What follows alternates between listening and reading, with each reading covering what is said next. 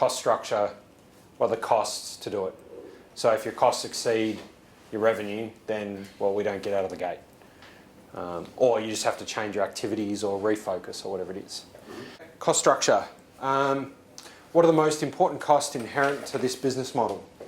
So what are the biggest costs?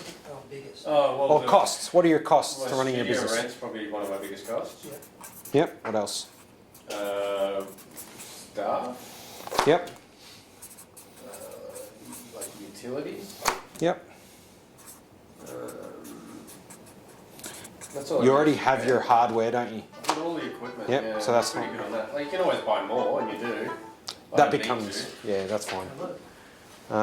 So studio rent, utilities and staff. Yeah, would utilities cover like phone and car and stuff? Yeah, that's fine. Utilities / operating costs. What else do I spend money on? Just contractors. Staff. Contractors. So like the obvious question becomes doing this piece. Training's going to be a big one. Upskilling permanence. Permanent upskilling. So